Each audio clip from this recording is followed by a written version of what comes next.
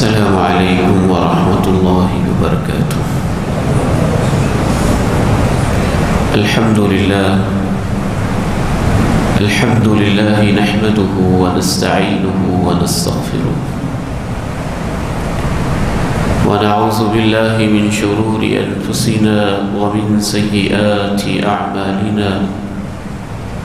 أشهد أن لا إله إلا الله وحده لا شريك له وأشهد أن محمدًا عبده ورسوله صلى الله عليه وعلى آله وصحبه وسلم.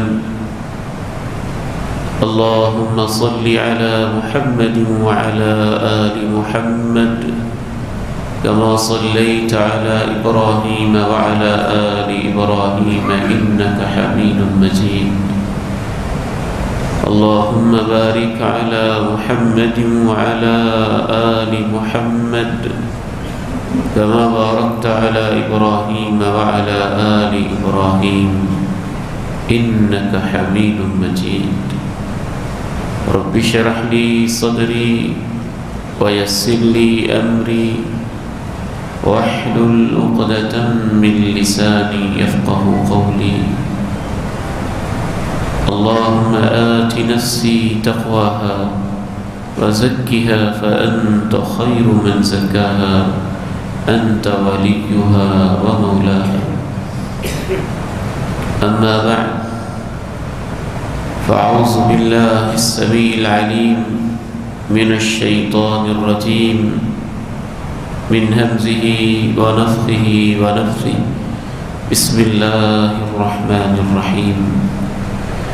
وَلَنَبْلُوَنَّكُمْ بِشَيْءٍ مِّنَ الْخَوْفِ وَالْجُوعِ وَنَقْصٍ مِّنَ الْأَمْوَالِ وَالْأَنفُسِ وَالثَّمَرَاتِ وَبَشِّرِ الصَّابِرِينَ الَّذِينَ إِذَا أَصَابَتْهُمْ مُصِيبَةٌ قَالُوا إِنَّا لِلَّهِ وَإِنَّا إِلَيْهِ رَاجِعُونَ.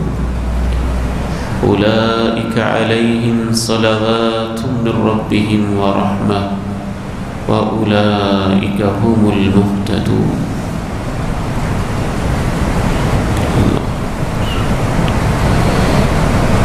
انسانی زندگی میں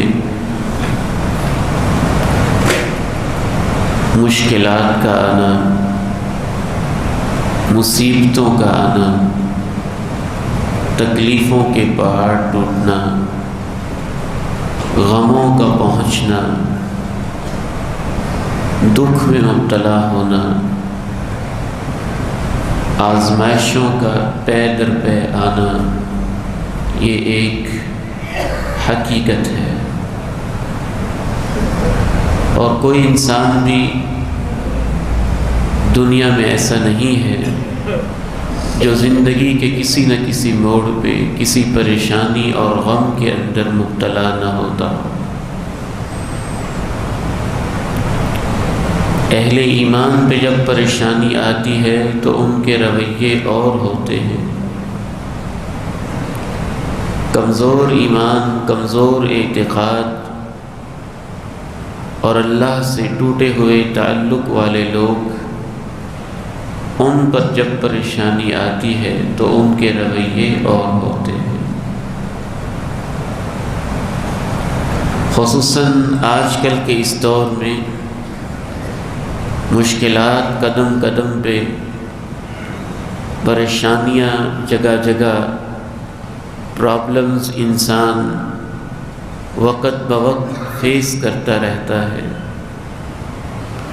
مختلف اس کی قسمیں ہوتی ہیں.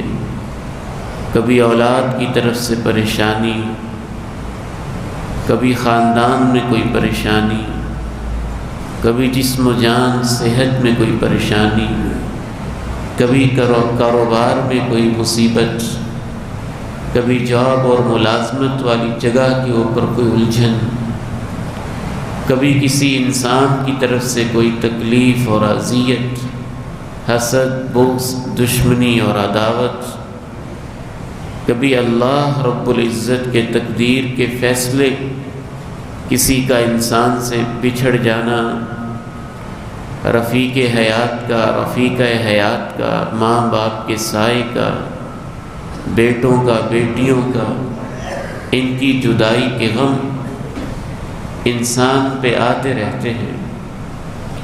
چونکہ آج کے انسان کا تعلق اللہ سے بہت کمزور ہے، اس کمزور تعلق کا یہ نتیجہ نکل رہا ہے کہ آج کا انسان یہ پہچانتا نہیں ہے کہ میں نے مشکلوں کو فیس کیسے کرنا ہے، پریشانیوں الجھنوں میں میں نے کیا کرنا ہے۔ شیطان پھر اس موقع سے فائدہ اٹھاتا ہے، کسی انسان کو وہ یہ وسوسہ ڈالتا ہے کہ پریشانیوں کا حل تو تمہارے پاس کوئی نہیں، نشے پہ لگ جاؤ، شراب پہ لگ جاؤ، انجیکشن پہ لگ جاؤ، ٹیکے پہ لگ جاؤ، فیون پہ لگ جاؤ، چرس پہ لگ جاؤ، اور اپنے غم بھلا لو کچھ پی کے، نشے کی دنیا میں جا کے بالکل اس کبوتر کی طرح اسے بنا دیتا ہے جو شکاری کو دیکھ کے آنکھیں بند کر کے سمجھتا ہے کہ اب مجھے گولی نہیں لگے گی اور میں بچ گیا ہوں۔ جیسے جیسے وہ غم بھلانے کے لیے پیتا جاتا ہے، اس کے غم بڑھتے جاتے ہیں۔ پہلے غم ختم کیا ہونے تھے، ایک اور غم پال لیتا ہے۔ کسی کے سامنے شیطان آ کے یہ سبق سکھاتا ہے کہ غم بہت ہیں، پریشانیاں بہت ہیں، تمہاری پریشانیوں کا حل اور علاج جادو میں ہے، منتر میں ہے، فلاں چیز میں ہے، فلاں چیز میں ہے، فلاں چیز میں ہے۔ غیر اللہ کے نام پہ منتوں میں، نظروں میں، نیازوں میں، چڑھاووں میں، بتوں کے سامنے پیشانیاں ٹیکنے میں انہیں شرک پہ لگا دیتا ہے، بدعت پہ لگا دیتا ہے، غلط راہوں پہ لگا دیتا ہے۔ کسی کے سامنے شیطان آ کے اسے یہ سبق سکھاتا ہے، پریشانیاں اتنی ہیں کہ اب تیرے لیے برداشت سے باہر ہو گئی ہیں، تو اکیلی جان اتنی پریشانیاں نہیں سہ سکتا، حل یہی ہے کہ زندگی سے جان چھڑا لو، سولی کے پھندے پہ لٹک جاؤ، اپنے آپ کو گولی لگا لو، ٹرین کی پٹڑی پہ سر رکھ کے اپنے سر کو کچل کے ان پریشانیوں سے جان چھڑا لو، چاقو سے، چھری سے، خنجر سے اپنے آپ کو زخمی کر کے، نہر میں کود کے، چھلانگ لگا کے، طرح طرح کے زہر کھا کے، فلاں چیز کھا کے زندگی سے ہی جان چھڑاؤ تو پریشانیوں سے جان چھوٹے گی۔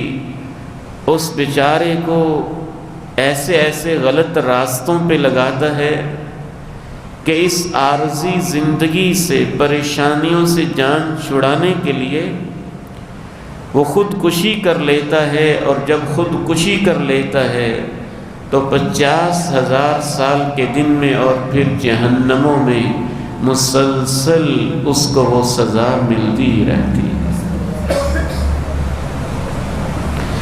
آج کی اس سائنس کا باقاعدہ ایک موضوع ہے سٹریس مینجمنٹ، پرابلم سالونگ۔ انسان کے اندر یہ صلاحیت ہو کہ جب کام کا دباؤ زیادہ ہو جائے، پریشانیاں زیادہ ہو جائیں تو ان کو کیسے مینج کرنا ہے، الجھنیں زیادہ ہو جائیں، مشکلیں بڑھ جائیں، پریشانیاں ہر طرف سے انسان کو گھیر لیں تو اس نے ان کو کیسے فیس کرنا ہے۔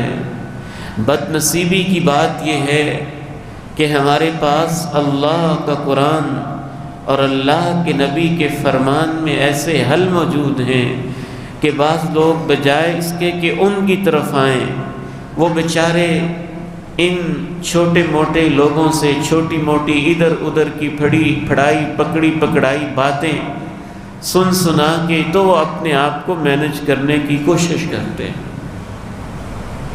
ایک پورا فلسفہ ہے ہماری شریعت میں کہ پریشانیوں کو کیسے فیس کرنا ہے، مشکلات کے سامنے کیسے ہونا ہے۔ میں نے گزشتہ خطبہ جمعۃ المبارک میں بھی آپ کے سامنے یہ بات رکھی تھی کہ انسانی تاریخ میں جتنی پریشانیاں اللہ کے پیارے نبی پر آئی ہیں شاید کسی ہستی پر نہیں آئی. آپ کی زندگی ہمارے لیے ماڈل اور نمونہ ہے، وہ اس پہلو میں بھی ہمارے لیے نمونہ اور اسوہ ہے. اتنی پریشانیاں نہیں، صرف پریشانیوں کی قسمیں جمع کی جائیں تو اللہ کے پیارے نبی علیہ السلام کی حیات طیبہ پہ اور آپ کی زندگی پہ جو آپ پر پریشانیاں آئی ہیں ان کی قسمیں 1 درجن سے زیادہ صرف قسمیں بنتی ہیں. آئیے آج کے اس خطبہ جمعۃ المبارک میں ان پریشانیوں کے حل کے لیے صرف ایک نسخے کے اوپر چند باتیں میں آپ کے سامنے شیئر کرنا چاہتا ہوں. پریشانیوں کا ایک بنیادی حل، ایک پہلا حل، ایک عظیم حل، ایک ایسا حل جو ہر انسان کر سکتا ہے، ہر جگہ پہ کر سکتا ہے، ہر وقت کر سکتا ہے، سمندر کی تہوں میں ڈوب کر بھی کر سکتا ہے، جیل کی کال کوٹھڑیوں میں بھی کر سکتا ہے، سولی کے پھندے کے اوپر بھی کر سکتا ہے، لاشیں اٹھا کر بھی کر سکتا ہے، زخم سہ کر بھی کر سکتا ہے، بستر پہ لیٹے ہوئے بھی کر سکتا ہے، فالج کی کیفیت میں بھی کر سکتا ہے، ہر حال میں کر سکتا ہے، ہر کیفیت میں کر سکتا ہے. وہ پریشانیوں کا بنیادی حل اللہ سے رابطہ اور اللہ سے دعا ہے. اس کا کوئی الٹرنیٹ نہیں ہے، اس کا کوئی متبادل نہیں ہے. جو نفسیاتی طاقت ایک مسلم اور بندہ مومن کو دعا سے ملتی ہے وہ ٹیبلٹ سے نہیں مل سکتی ہے. جو اللہ کے ساتھ تعلق بنانے سے ملتی ہے وہ ادھر ادھر کی ہیلنگ سے نہیں مل سکتی ہے. جو انسان کو قوتیں دعا سے مل سکتی ہیں وہ دنیا کی کسی چیز سے نہیں مل سکتی ہے. وَلَنَبْلُوَنَّكُمْ بِشَيْءٍ مِّنَ الْخَوْفِ وَالْجُوعِ وَنَقْصٍ مِّنَ الْأَمْوَالِ وَالْأَنفُسِ وَالثَّمَرَاتِ وَبَشِّرِ الصَّابِرِينَ الَّذِينَ إِذَا أَصَابَتْهُم مُّصِيبَةٌ قَالُوا إِنَّا لِلَّهِ وَإِنَّا إِلَيْهِ راجعون أولئك عليهم صلوات من ربهم ورحمة وأولئك هم المهتدون.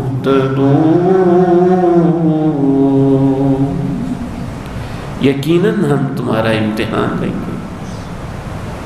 خوف بھی آئے گا، بھوک بھی آئے گی، بیماریاں بھی آئیں گی، فوتیاں بھی ہوں گی، لاشیں بھی اٹھیں گی، پیداوار میں کمی بھی ہوگی، زراعت میں نقصان بھی ہوگا، کاروبار میں لاسز بھی ہوں گے.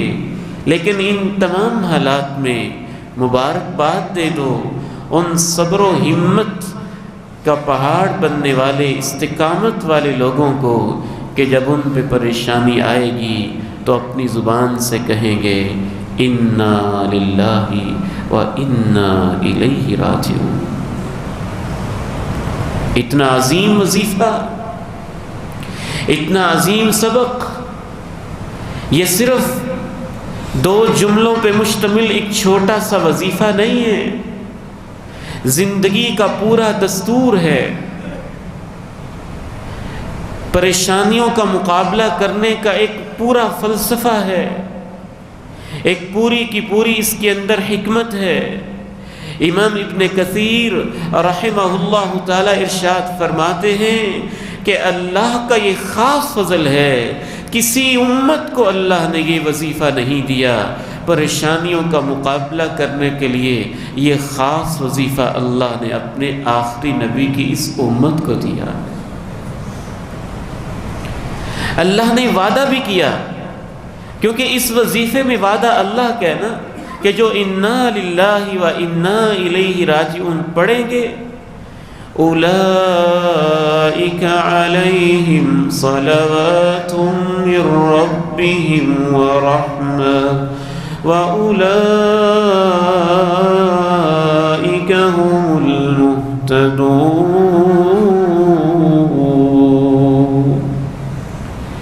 ان پہ خاص نبیوں والی رحمتیں بھی نازل ہوں گی، اہل ایمان والی رحمتیں بھی نازل ہوں گی، اور جب ساری گلیاں بند ہو جائیں گی، ہر طرف اندھیرے ہوں گے، تو اس وظیفہ پڑھنے والوں کی رہنمائی اللہ خود کرے گا۔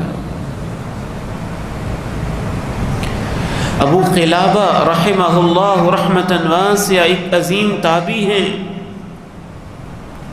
اسلام کیسی تربیت کرتا ہے، تکلیفوں میں مبتلا، ہاتھوں کو فالج، ٹانگوں میں راشا، بینائی سے محروم، شنوائی ختم،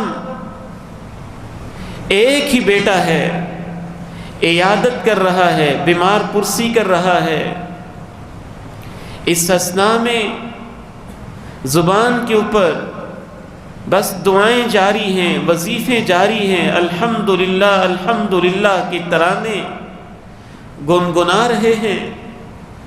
پاس سے ایک انسان گزرتا ہے، بے جان سے اس لاشے کو، اس نیم مردہ انسان کو جب ایک صحرا میں پڑا دیکھتا ہے تو اس سے پوچھتا ہے کہ الحمدللہ الحمدللہ الحمدللہ کہے جا رہے ہو، تمہارے اوپر اللہ کی کون سی نعمت ہے جس کو دیکھ کے الحمدللہ پڑھ رہے ہو؟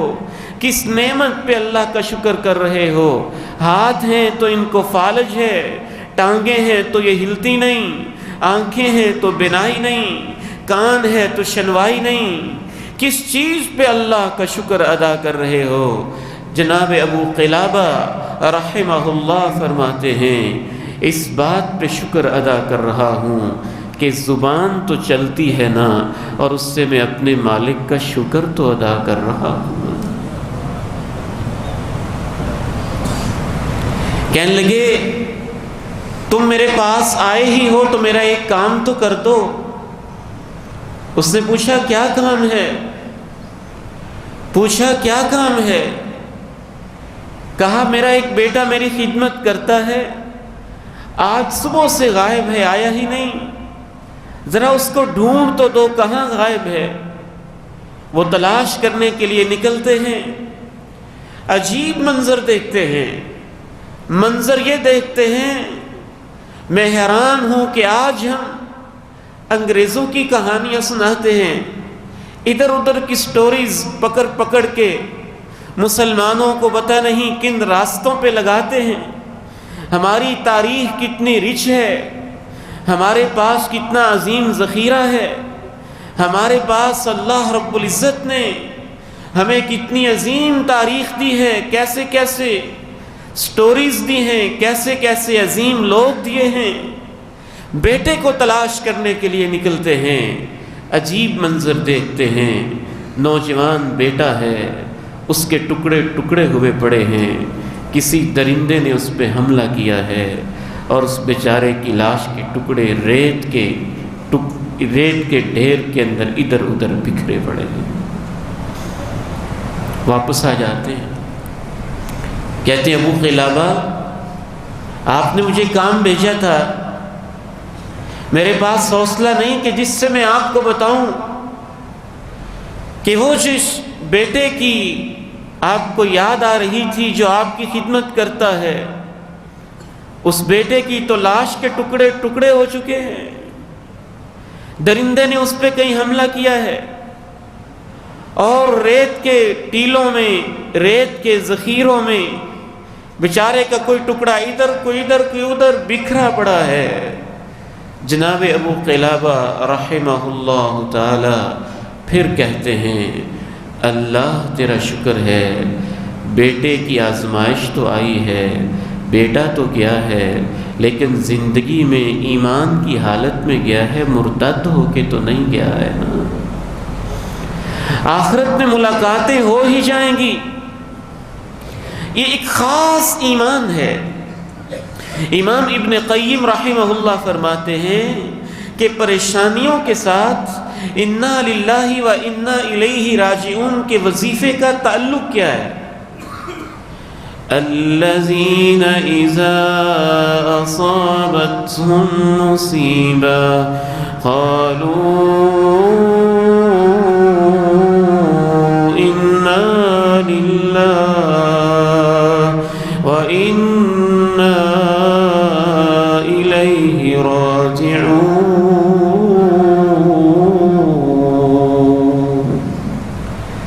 فرماتے ہیں سب سے بڑا تعلق یہ ہے کہ اس وظیفے میں انسان کی یہ ذہنی نفسیاتی تربیت کی جاتی ہے، ایمانی تربیت کی جاتی ہے۔ انا للہ، ہم سب اللہ کی ملکیت ہیں۔ اس کو ریمائنڈر دیا جاتا ہے، اس کے ذہن پہ دستک دی جاتی ہے کہ تیرا یہاں کچھ تھا ہی نہیں، ان ہاتھوں کے مالک تم ہو، ان آنکھوں کے مالک تم ہو، ان کانوں کے مالک تم ہو، پاؤں کے مالک تم ہو، بیٹوں کے مالک تم ہو، بیٹیوں کے مالک تم ہو، مکانوں کے مالک تم ہو، گاڑیوں کے مالک تم ہو، رہائشوں کے مالک تم ہو، زمینوں کے مالک تم ہو، پیسوں کے مالک تم ہو، جائیدادوں کے مالک تم ہو۔ انا للہ و انا الیہ راجعون۔ اللہ ہمارا تو یہاں کچھ تھا ہی نہیں، گاڑی تیری تھی، بیٹا تو نے دیا تھا، بیٹی تو نے دی تھی، ماں کی ممتا تو نے ہی تو دی تھی، باپ کا رشتہ تو نے ہی تو دیا تھا، ہاتھوں کی نعمت تو نے ہی تو دی تھی، آنکھوں کی نعمت تو نے ہی تو دی تھی۔ ہمارے پاس تو سب کچھ ادھار تھا، وقتی طور پہ تھا، عاریتاً تھا، امانت کے طور پہ تھا۔ اچھا آپ فرض کیجئے آپ کرائے کے مکان میں رہتے ہیں اور آپ ذہنی طور پہ یہ مانتے ہیں کہ مکان آپ کا نہیں ہے، اور مالک مکان آپ سے آ کے کہہ دیتا ہے مکان خالی کرو، تو آپ چیخیں گے؟ آپ چلائیں گے؟ شکوے کریں گے؟ شکایتیں کریں گے؟ گریبان چاک کریں گے کہ میں مر گیا، میں تباہ ہو گیا؟ کیوں نہیں کریں گے؟ کیونکہ ذہنی طور پہ آپ کی یہ تربیت تھی، آپ کے ذہن میں یہ بات پہلے سے موجود تھی کہ مکان تو میرا ہے ہی نہیں، مکان کا تو مالک ہی کوئی اور ہے۔ ہماری تو یہ تربیت ہی ختم ہو گئی، ہم ہر چیز کو اپنا سمجھنے لگے۔ ہم یہاں ادھار آئے تھے اور ہم اپنے آپ کو مالک سمجھنے لگے۔ ہمیں یہ امانتیں ملی تھیں اور ہماری شیطان نے تربیت یہ کر دی کہ ہم ان چیزوں کے مالک ہیں، جس کے دو نتیجے ہوئے۔ جب چیزیں ہمارے پاس تھیں تو ہم فخر کرنے لگے، اور جب چیزیں ہم سے چھن گئیں تو ہم بے صبری کرنے لگے۔ دین نے تو ہماری تربیت کی ہی یہ تھی کہ تمہارا تو یہاں کچھ ہے ہی نہیں، جو کچھ ملتا ہے تمہیں اللہ ہی دیتا ہے، تم کرائے پہ بیٹھے ہوئے ہو، ادھار لے کے بیٹھے ہوئے ہو، امانتیں لے کے بیٹھے ہوئے ہو، تمہارے کان امانت ہیں، تمہارے ہاتھ امانت ہیں، تمہارا وجود امانت ہے، تمہاری اولادیں امانت ہیں، تمہارے بیٹے امانت ہیں، تمہاری بیٹیاں امانت ہیں، تمہارا مال امانت ہے، تمہاری جائیدادیں امانت ہیں، تمہارے مکانات امانت ہیں۔ جب اس مصیبت کے اندر وہ چیز ہم سے چھن جاتی ہے تو یہ وظیفہ ہمیں یاد کرواتا ہے چھینی نہیں ہے، تمہیں وقتی طور پہ دی ہوئی تھی، جس نے دی تھی اس کا فیصلہ ہے، اس نے واپس لے لی ہے، تم تو کرایہ دار تھے۔ الذین اذا اصابتهم مصیبہ قالوا انا للہ وَإِنَّا إِلَيْهِ رَاجِعُونَ۔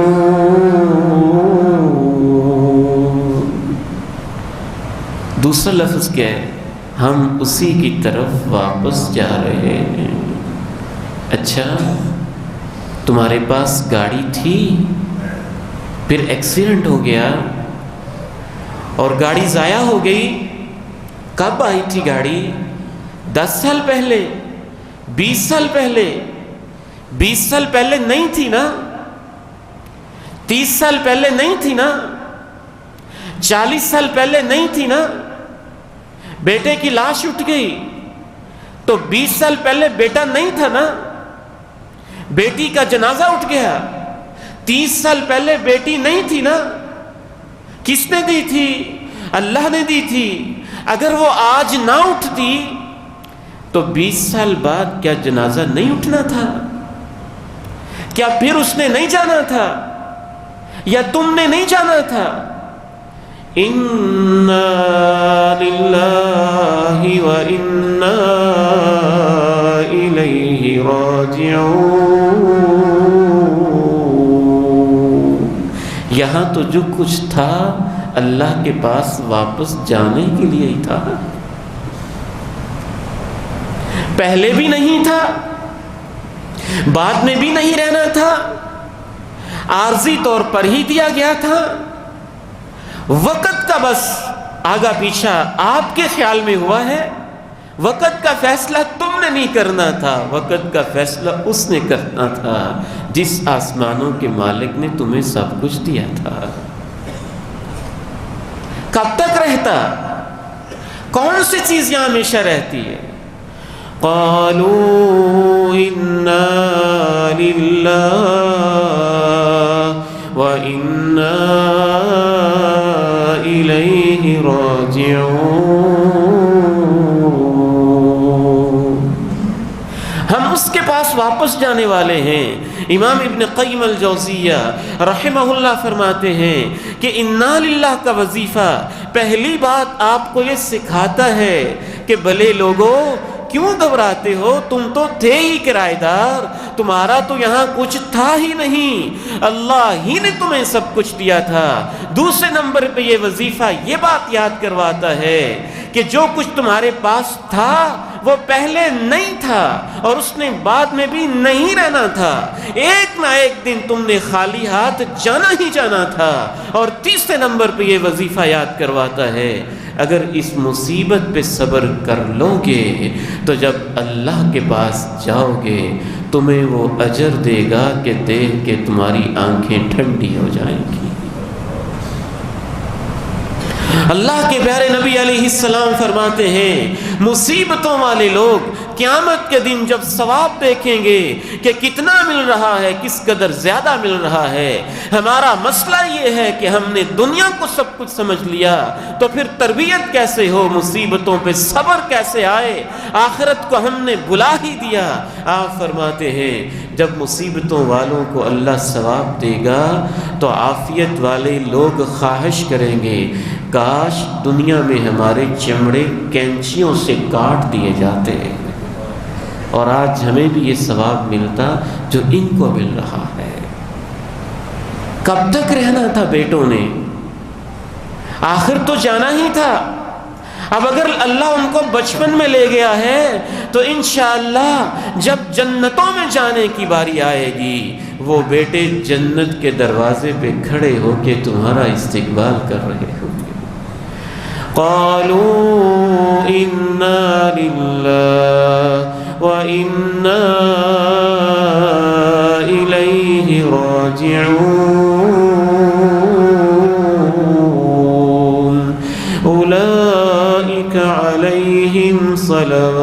من ربهم ورحمة وأولئك هم المهتدون۔ باقاعدہ یہی تربیت تھی۔ ام سلیم رضی اللہ تعالی عنہا و ارضاہا اکیلی ہیں، خاوند گھر پہ نہیں ہے، بیٹا بیمار ہے، نزع کی کیفیت طاری ہے، پھر اللہ کو پیارا ہو جاتا ہے۔ کیا حوصلے تھے اس ماں کے، کیا تربیت تھی اس ماں کی، کیا تزکیہ تھا اللہ کے پیارے نبی کا، کیا نفسیاتی طور پہ مضبوطی تھی ہماری ان ماؤں کی۔ عورت ذات ہے، عورت ذات۔ بیٹا فوت ہو گیا، اسے غسل دیا، اسے کفن دیا، خاوند کے آنے کا وقت تھا، بیٹے کی لاش کو ایک سٹور میں کمرے کے اس کونے میں اوپر کپڑا دے کے ڈال کے رکھ دیا۔ تھکا ہارا خاوند جناب ابو طلحہ رضی اللہ تعالی عنہ گھر میں واپس آئے، آتے ہی پوچھا میرے بیٹے کا کیا حال ہے؟ کہا پہلے سے بہتر ہے، پہلے سے بہتر ہے۔ ظاہر ہے بچے آخرت میں جا کے دنیا کی پریشانیوں سے بچ جاتے ہیں نا، ان کے ذہن میں یہ مطلب تھا پہلے سے سکون میں ہے۔ پہلے وہ دنیا میں تکلیف تھا، اب عالم برزخ میں بچے تو جناب ابراہیم کی پرورش میں چلے جاتے ہیں، وہاں ان کو جناب ابراہیم پالتے ہیں، سنبھالتے ہیں، اور قیامت والے دن ان کے والدین کے حوالے واپس کر دیتے ہیں۔ ایمان ہی ایسا تھا۔ گھر والوں کو کہہ دیا دیکھو بیٹا فوت ہو گیا ہے، میرے شوہر نامدار واپس آئیں گے، ان کو میں خود بتاؤں گی کہ بیٹا رب کے پاس چلا گیا ہے، مجھ سے پہلے کسی نے ان کو کوئی اطلاع نہیں دینی۔ ام سلیم تیری قبر پہ کروڑوں رحمتیں نازل ہوں۔ کیسا ماڈل دیا، بنی سنوری تیار ہوئی، میک اپ کیا، خاوند کو قربت کی دعوت دی، ملاپ ہوا، تعلق قائم ہوا۔ آرام سے بیٹھے، کہنے لگی ابو طلحہ ایک مسئلہ تو بتاؤ۔ ام سلیم کیا پوچھنا ہے؟ بس میرے ذہن میں ایک سوال ہے، بتائیں تو صحیح۔ ام سلیم کیا سوال ہے؟ ابو طلحہ اگر تمہارے پاس کسی شخص نے امانت رکھی ہو اور وہ امانت واپس لے لے تو کیا مالک کو امانت واپس کرنی چاہیے کہ نہیں؟ کرنی چاہیے، کرنی چاہیے۔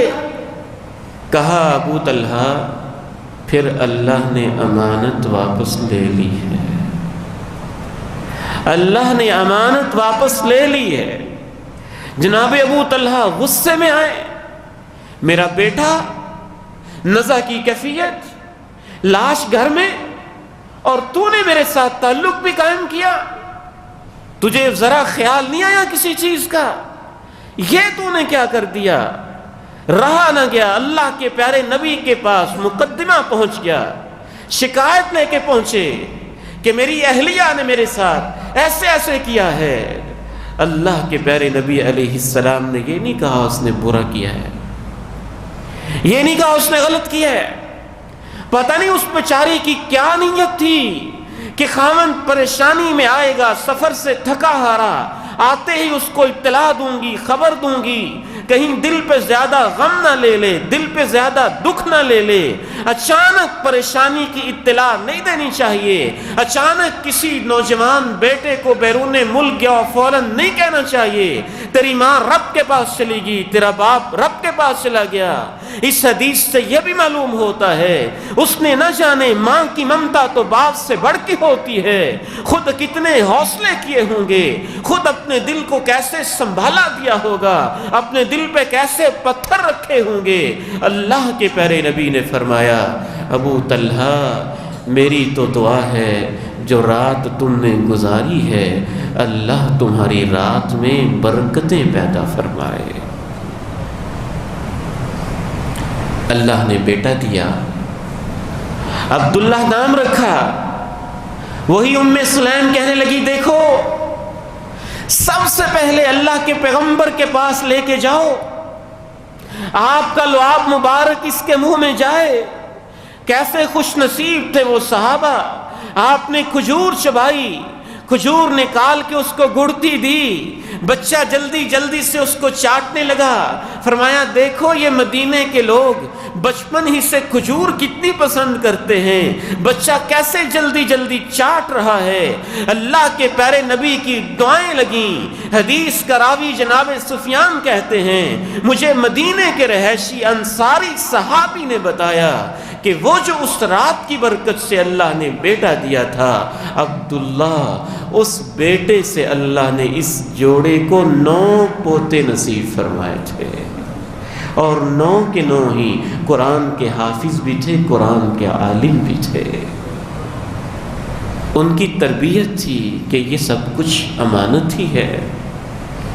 الذین اذا اصابتهم مصیبہ قالوا انا للہ وَإِنَّا إِلَيْهِ رَاجِعُونَ أُولَئِكَ عَلَيْهِمْ صَلَوَاتٌ مِّن رَّبِّهِمْ وَرَحْمَةٌ وَأُولَئِكَ هُمُ الْمُهْتَدُونَ۔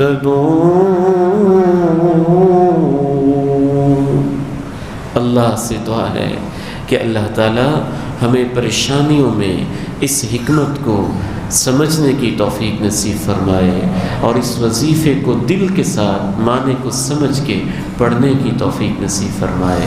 وآخر دعوانا الحمد للہ رب